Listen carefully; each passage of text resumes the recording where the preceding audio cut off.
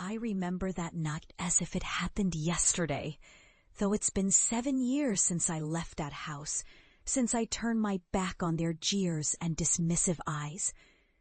I was just a kid then, full of reckless hope and a wild vision. I wanted to be a game developer. Not some job halfway, not some fallback career meant to pacify them. I wanted to create worlds, craft stories, build universes from nothing but code and imagination. But that dream was ridiculous to them. My family, my friends, every single one of them told me I was wasting my life. "You're never going to make it," they'd sneer. "You're embarrassing the family with your stupid ideas." Their words were like knives, slicing into my confidence every time I told them I'd do it anyway. They laughed when I stayed up nights coding. They rolled their eyes when I skipped parties, refusing to abandon my project.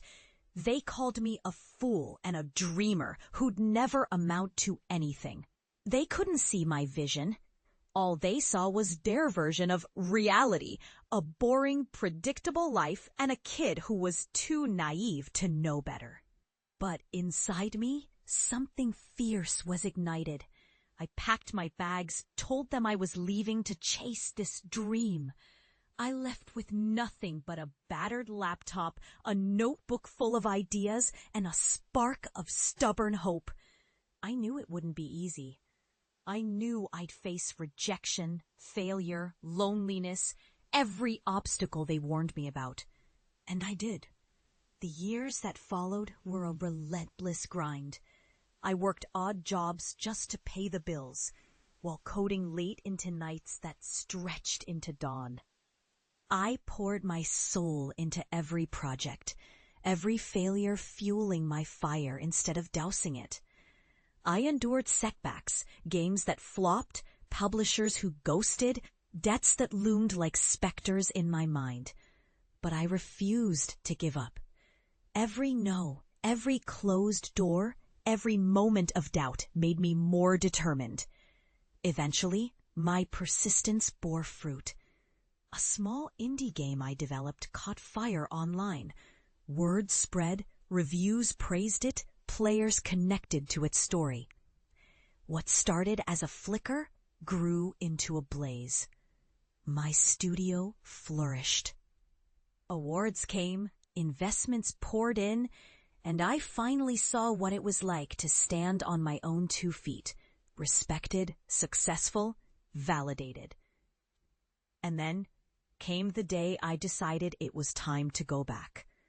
Not just in my mind, but to the place where it all began. I booked a flight years after I'd made it. I wanted to see their faces, see if they recognized me. Would they see the person I had become? Would they finally understand? I arrived unannounced, heart pounding, face set with quiet determination. My family greeted me with the same old incredulous looks. Their eyes drifted over my tailored suit, my family photo in the lobby, all evidence of how far I'd come. I could feel their skepticism, their unspoken words.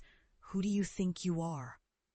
We sat down to dinner that night, but I had come prepared with my truth. I took a breath, and then I shared my journey. I told them about the nights I cried in my cramped apartment, about the days I wanted to give up but refused to surrender. I depicted the countless rejections, the moments of despair, when I thought I'd fail, disappear into obscurity. Yet I kept going. Then I pulled out my phone and showed them my latest project. A massive, stunning game that millions played worldwide. I let them see the reviews, the awards, the articles written about my studio. I watched their faces shift. A flicker of awe, a trace of regret. But then I stood up. I took a step closer to them, my voice firm but controlled. I wanted to prove that dreams aren't stupid, that perseverance beats mockery, that passion is worth fighting for no matter what anyone says. And in that moment, I saw it. Their faces, once full of dismissiveness, now tinged with something else. Respect? Maybe. Or maybe just the realization that I had done what they believed was impossible. I had turned their doubts into silence. Later, I left the house, feeling lighter than I ever had before. Not because I was triumphant, though I was. They saw me as I truly was.